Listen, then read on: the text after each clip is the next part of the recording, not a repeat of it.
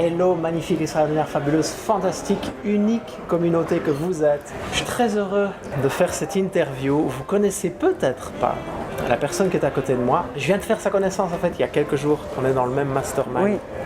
Je vous présente Mélissa Normandin-Roberge. Bonjour Mélissa. Bonjour André, ça va bien?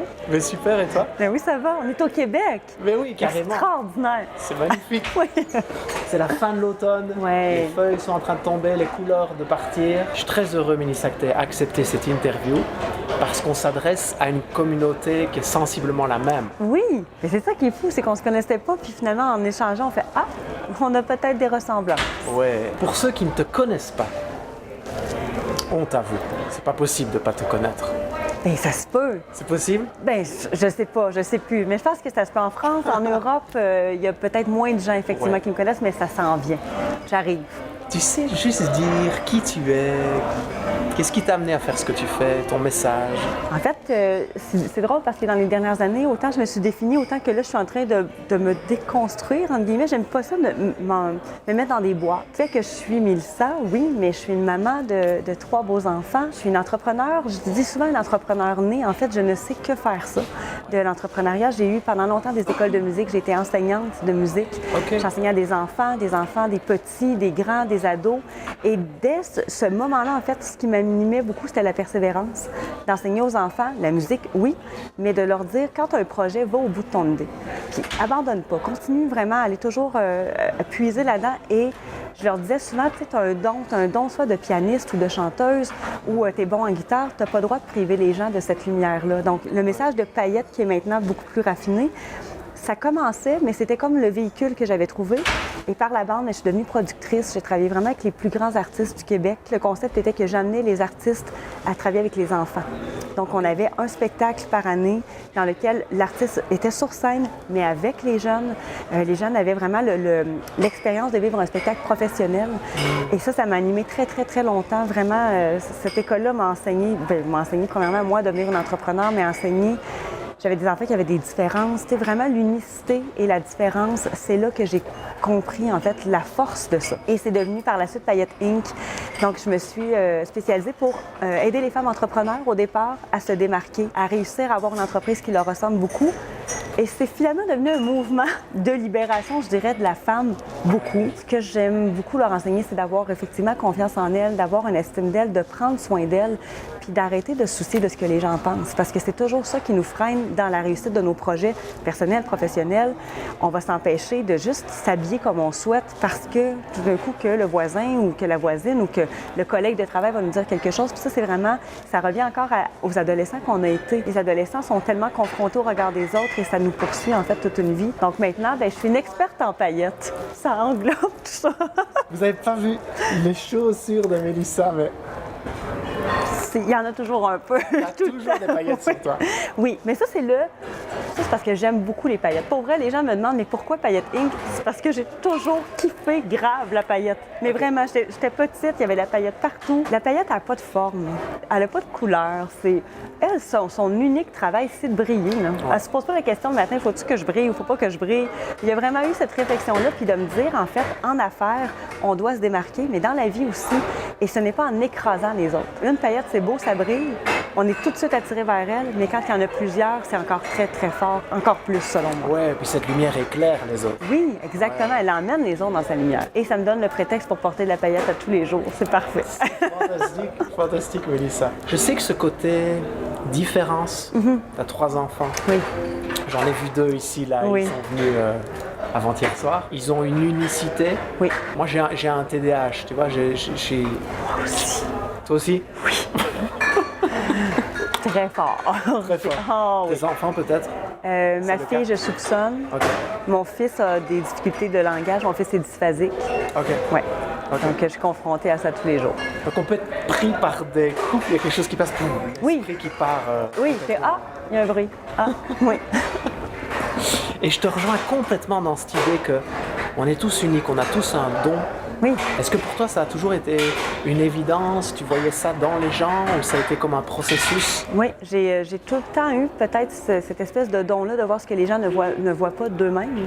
Ça a commencé avec les adolescents, beaucoup. C'est sûr que j'étais une adolescente qui a eu beaucoup de difficultés, j'étais très complexée, l'estime de moi n'était pas toujours au rendez-vous. En fait, elle n'était pas souvent au rendez-vous. Donc, quand je voyais mes ados rentrer de 14-15 ans, tout de suite, j'étais capable de faire, OK, elle a ce talent-là, je vais l'exploiter. Je vais vraiment lui montrer, puis là, je lui donnais de la place dans les spectacles. Ou elle, peut-être moins talentueuse en chant, mais quand elle danse en même temps, elle a vraiment cette espèce de rayonnement-là. Et maintenant, en fait, ce que je vois dans les femmes que je côtoie, je suis capable de faire... En fait, c'est la différence, c'est ça qu'elles doivent mettre de l'avant, puis c'est ce que je leur dis tout le temps. Donc, je suis capable de faire ce que tu penses qui est ta plus grande faiblesse en ce moment, c'est pas ta faiblesse, c'est ton plus grand don, selon moi, parce que c'est ce qui fait que tu es complètement unique. Donc, comme moi, le TDA, dans mon cas, je l'ai longtemps vu, puis je le vois parfois encore comme une faiblesse. Tu sais, c'est difficile au quotidien, c'est difficile de vivre avec ça, mais en même temps, ça me rend tellement attachante parce que j'ai 1 million de distractions, j'ai plein d'anecdotes qui m'arrivent. Tu sais, j'ai décidé d'en faire, en fait, cette faiblesse-là, une de mes plus grandes forces. Tu as écrit un bouquin. Oui! Alors, les amis, Née pour briller, ça c'est vraiment... Puis il brille, hein? Si on fait ça, il brille. Il brille. Je ne sais pas si vous voyez là dans l'image. Qu'est-ce qui t'a donné envie d'écrire? Moi, je suis dans la réalisation de mes rêves. Je reviens beaucoup à l'enfant que j'ai été. Mais vraiment, puis c'est ce qui fait que j'ai probablement un esprit très espiègle. Ouais. Mais moi, la petite Mélissa, elle veut chanter, elle veut danser, elle veut être sur scène, puis elle veut écrire des livres. Donc, j'ai fait, OK, pourquoi j'écrirais pas de livres? Mais en même temps, je suis tombée dans un syndrome de l'imposteur. En fait, ce livre-là a été écrit en 3 semaines. Wow. Mais ce qu'il faut savoir, c'est qu'un an et demi avant, j'essayais d'écrire un livre en me prenant pour une auteure. Là, j'écrivais, puis je disais, ah, c'est vraiment pas bon, c'est vraiment pas bon. Puis jusqu'au jour où j'ai fait, non, mais arrête de te prendre au sérieux. Ouais. Fais juste écrire. Tu sais que tu es capable d'écrire. J'écris dans la vie là, sur Facebook ou sur Instagram. J'ai vraiment tout enlevé ce que j'avais fait, mes 8 chapitres que j'avais commencés. J'ai fait, OK, si j'ai à écrire un livre, qu'est-ce qu'il faut que ce soit? Et ça a été ça. Et du début à la fin, j'ai écrit, ça a été d'une facilité. C'est mon histoire, mais pas mon histoire en même temps. C'est comme beaucoup autobiographique, mais beaucoup développement personnel, beaucoup d'inspiration de d'autres femmes que je côtoie. Okay. Puis c'est vraiment un message de libération encore. C'est vraiment de dire qu'est-ce que serait ta vie si tu enlevais le jugement des autres. Ouais. Si tu acceptais de mettre ça de côté pour vivre pleinement ta vie. Et les vidéos qui ont le plus de succès, comment se libérer du regard des autres. Oui. Et ce bouquin s'adresse aux femmes? Aux femmes, mais les hommes aussi vont y trouver leur compte. Okay. C'est sûr que c'est très féminin, effectivement, dans l'écriture, mais j'ai un humour assez... qui va plaire aux hommes. J'ai un humour très sarcastique, donc les gars se reviennent. Puis je sais que le message, pour le faire souvent en conférence, en fait, les femmes aussi, mais les hommes sont toujours comme les 5 premières minutes, les bras croisés. Et il y a un... Ah, puis à la fin, ils chantent, ils dansent, ils sont debout. Wow. Fait que je me dis, OK, il y a quelque chose là. Mais tu sais, chez nous, les mecs, au niveau émotionnel, oui. On a tendance à être très... André, tu te sens comment? Je suis super heureux. Oui, non. André, t'es comment? Je suis super en forme. Oui. C'est la même tête, tu vois? La femme est plus expressive. Oui. Et c'est drôle parce que dernièrement, justement, il y a eu une espèce de débat. Tu sais, je m'entoure de plusieurs personnes. Je m'entoure beaucoup d'hommes, en fait. J'ai beaucoup d'hommes dans mon entourage. Et il y en a un homme que j'aime beaucoup, mais qui me disait qu'il faut enlever un peu les émotions du côté de la business. Mais je dis, non, mais tu comprends pas. Les femmes, on ne pense pas comme vous. Ouais. On n'est pas meilleures, mais on est vraiment différentes. Et si, justement, mettre des émotions dans ce que je fais rendait ma business premièrement, beaucoup plus à mon image, mais c'est ça qui fait que ça fonctionne. C'est quand, justement, je mets mes tripes sur la table que je prends des décisions émotionnelles. C'est top ce que tu dis là, Mélissa, parce qu'il y en a tellement qui essayent de... Que ce soit, ici on parle de business, mais ça pourrait être dans d'autres thématiques, de finalement copier d'autres ou essayer de faire comme ceux qui réussissent. En fait, il faut rester soi-même, authentique et y aller. Mais être soi-même, ça fait peur. Ouais. Parce qu'être soi-même, ça veut dire qu'on va peut-être se faire juger pour qui on est réellement. Oui, ça fait plus mal. Oui, mais en même temps, c'est ce qui fait le plus de bien. Je n'ai jamais été aussi bien que depuis que j'assume complètement qui je suis. T'aimes pas ce que je suis? OK. T'aimes pas ce que je porte, t'aimes pas mon physique, t'aimes pas mon parler, parce que j'ai effectivement que parfois je tombe... Des fois, c'est dans la vulgarité, mais ça me fait rire, tu comprends? T'aimes pas ça? T'as le droit. Ouais. T'as le droit. Je n'ai pas à te convaincre de m'aimer. Mais maintenant, moi, par contre, je ne ferai plus de compromis. C'est what you see is what you get. Si tu aimes, tant mieux. C'est top, Mélissa. Est-ce qu'il y a eu un déclic de ça? Il y a eu quelque chose qui est venu... C'est ridicule. En plus, une anecdote, ma vie est parsemée d'anecdotes. J'ai été vraiment longtemps là, à avoir peur du jugement des autres, mais tellement peur que je m'empêche juste d'aller dîner avec des amis. De rentrer dans un restaurant, de sentir que les gens se retournent vers moi, parce que là, je me demande est-ce que je suis bien habillée, est-ce que c'est correct? J'étais beaucoup là-dedans. Je rêve très grand. J'ai toujours rêvé grand. Puis là, j'ai peur de le dire parce que qu'est-ce que les gens vont dire, mais en même temps, je me cache beaucoup derrière mes élèves. Ouais. C'est légitime que j'aille au bout de mes idées parce que je le fais pour eux. Mais quand c'est le temps de le faire pour moi, ça ne fonctionne pas. Donc, il y a eu 2 éléments déclencheurs. Un qui est très, très, très dramatique, mais vraiment, c'est... J'ai eu 30 ans. Félicitations. Mais c'était pas dramatique. Mais les gens font, voyons, pas de drame là. Oui, il y avait un drame pour moi parce que je me disais, les 30 premières années ont passé comme ça, mais les 30 prochaines aussi, là.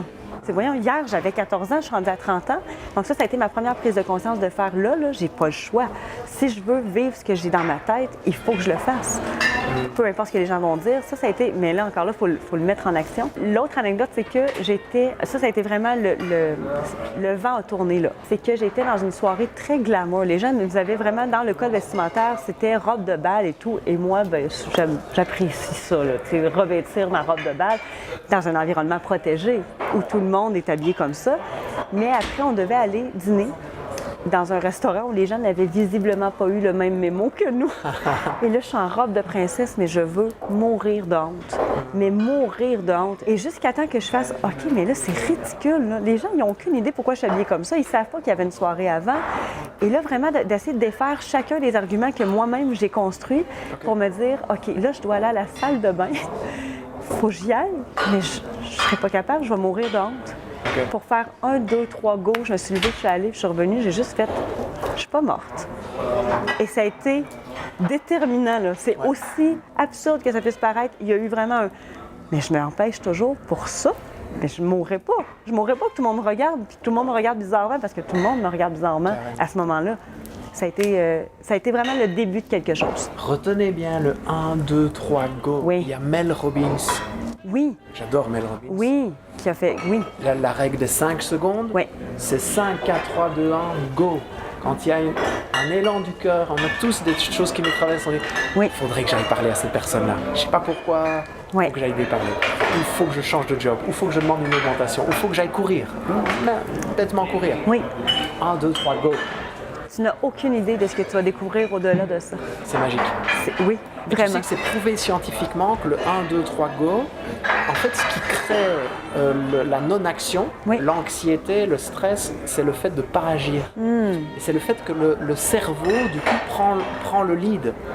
Et tu commences à penser, oui, mais si je fais ça, les autres vont commencer à penser ça, et je risque de faire me rejeter. Ouais. C'est le cerveau. Ouais. En fait.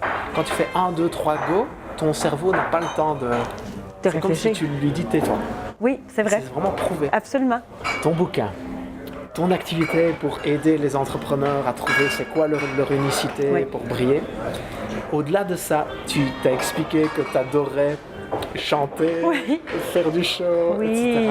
Tu beaucoup. le fais Oui. dans Maintenant, des événements au Québec et à Paris, Oui. qui s'appellent comment? En fait, c'est le bal des paillettes. OK. C'est vraiment le bal. Et cette année, en fait, je suis allée encore plus loin là-dedans. Cette année, c'est de me dire comment je peux me rapprocher encore plus de qui je suis. Et j'ai tellement... Tout ce qui était facile et naturel pour moi, j'avais tendance à le... Non, mais ça peut pas être ça.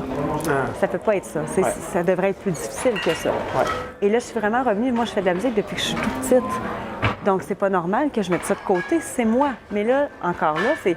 Mais là, si je mets trop de ça, est-ce que je vais avoir l'air moins crédible sur scène? Est-ce que je devrais plus être dans la posture d'enseignante? Mais en même temps, quand j'enseigne, il y a ma personnalité, il y a tout. Et je suis très, très bonne pour enseigner quand je chante.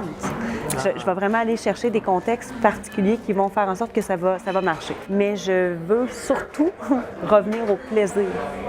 Le plaisir au centre de tout, c'est devenu ma valeur principale. Le fun, il faut qu'il y ait du fun. Oui, parce que ça fait pas de sens si j'ai une journée sans avoir de plaisir. Puis je sais que les gens vont être très confrontés par cette idée-là en disant, mais on peut pas toujours avoir du plaisir dans la vie, ça peut pas toujours être le fun. Tu peux pas toujours t'amuser, tu as des responsabilités. Oui.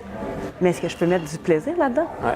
Est-ce que ça va empêcher justement d'accomplir mes responsabilités? Je dois faire du lavage parce que j'ai 3 enfants puis je suis toute seule pour m'occuper de mes enfants. Est-ce que je peux mettre de la musique puis danser pendant que je le fais? S'il vous plaît. Parce que sinon, pour moi, ça fait pas de sens. Tu fais du lavage? Pas tout Non, le mais temps. il faut... Si Martin était là, Oui, je Mélissa, sais. tu dois déléguer. En fait, je vais appeler ma mère plus souvent. J'ai vraiment compris cette semaine que je fais encore des choses que je devrais pas faire. Même avec je remarque ça, mes employés, l'exemple est très c'est mes amis. Puis les gens disent, faut pas que tu mêles à du l'amitié. plaisir avec eux. Non, c'est pas vrai que je mêlerai pas ma vie. Je veux avoir du plaisir. Je veux que les gens qui m'entourent, j'ai du plaisir avec eux.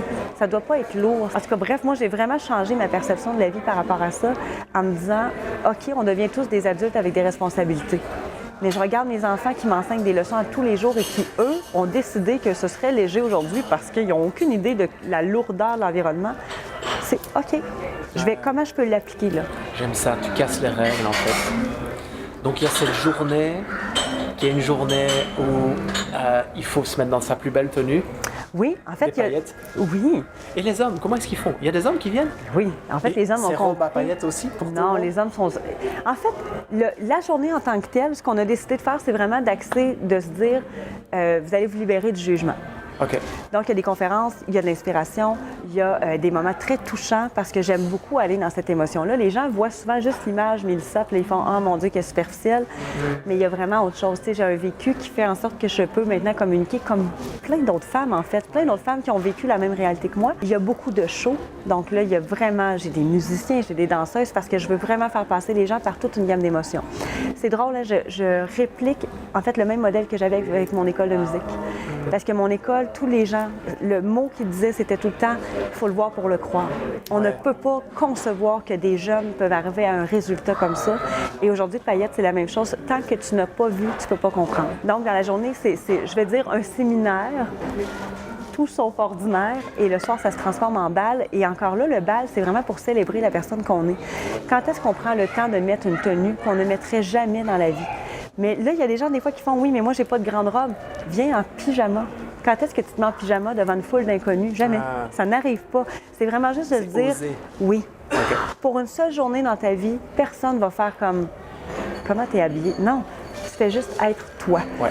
Et dans la célébration, c'est clair que pour les filles, parce que je vais t'expliquer ça, André, pour une femme, prendre du temps pour soi puis mettre une robe, prendre le temps de s'arranger, ça n'arrive pas. C'est magique parce que c'est se mettre en premier. Oui. La plupart des femmes, elles ont tellement ce don, c'est comme ça que je le vois, de prendre soin. Ouais. Tu vois, de donner la vie, de prendre Oui. soin des autres, qu'elles se mettent en second tout le temps. Oui. Et là, c'est se mettre en premier. Puis on nous dit toute notre vie, tu sais, moi, mon père m'a répété toute ma vie, t'étais ma princesse, puis il faut faire attention, puis ma princesse. Et là, on grandit, puis on se fait violence à nous-mêmes, on se fait violence par rapport à notre estime de soi, par rapport à notre corps. On a toujours un regard critique, alors que tout ce qu'on nous a dit, puis tout ce qu'on veut nous montrer dans les films et tout, c'est à quel point être une princesse, devenir une femme, c'est beau. Mais on l'oublie avec les années. Donc, c'est vraiment de revenir à ça. Puis ce qu'on voit toutes les années, on le fait beaucoup au Québec, mais ce qui est vraiment étonnant, c'est de voir chacune des femmes qui ne se connaissent pas, sont toujours « t'es magnifique ». Jamais des femmes se descendent entre eux autres. Ça les connecte. Oui, Ouais. vraiment. Top. Et puis ça, c'est un magnifique clin d'œil à l'événement que tu as vécu Oui. dans ce restaurant. Oui, exact. Tu n'oses pas aller à la salle de bain. Oui. Ouais. Exactement. Puis en même temps, ça me faisait rire là, de voir plein de filles qui ont 35 ans, 40 ans, 50 ans passés, qui sont habillées en princesse. Ça me fait rire. Là. Je suis comme, c'est ça la vie. Ça, c'est la définition de la vie. On fait jamais ça. Jamais, jamais. Mélissa, tu as un site internet. Oui, le www.melissanormandinroberge.com. On va le mettre sous la vidéo. Il y a un lien pour commander ton livre. Oui. Sûrement. Oui. Sur mon site, non, mais je pourrais te le donner. Tu pourras toutes les... Pour le mettre sous la vidéo. Un lien pour assister Oui. à tes événements. Oui.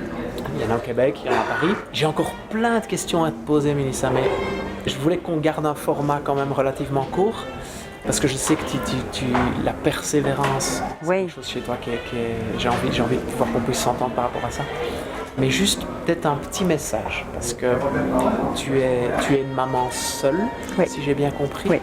Donc, waouh, de créer un business, ce rôle de maman, ce rôle de femme, je suis tellement admiratif de ça. Il n'y a rien de parfait. Non, mais vous êtes une génération, Ouais. cette génération-ci de femmes, où c'est comme si vous venez tout briser tous les codes. Oui, Et pour ça, il faut du courage. oui, Et le courage, c'est Mel Robbins qui dit ça, ça vient du mot cœur. oui. Et donc je suis très très admiratif de ça. Et j'aimerais qu'on creuse un peu Avec ton grand parcours, plaisir. ta persévérance, ta résilience. Mais juste peut-être terminer sur une note comme t'es une maman. Si tu avais un message à laisser là, en 30 secondes, à tes enfants, qu'est-ce Oh que tu là! aurais envie de leur dire? Bon, ça, c'est toujours la corde sensible. Je m'attendais pas à cette question-là. Moi, en fait, ce que je veux que mes enfants comprennent de leur maman, c'est que oui, je les aime d'un amour sans nom, que toutes les difficultés par lesquelles je suis passée, c'était pour éviter peut-être de la douleur pour eux, mais surtout que ce que je veux qu'ils comprennent, mais j'ai 2 garçons et une fille, c'est qu'il faut juste qu'ils soient eux toute leur vie. Ils pourront jamais se tromper en étant eux-mêmes. Même si on essaie de leur faire croire le contraire, puis même si on essaie de les mettre dans un moule ou dans un cadre ou dans quelque chose qui ne fait pas de sens, en suivant son cœur, puis en étant soi, on ne se trompe jamais. Ouais, merci. Et puis j'espère que ce message résonne pour vous aussi. Merci Mélissa. Merci André, Vraiment vraiment. pour ton authenticité, ton message, que je rejoins totalement.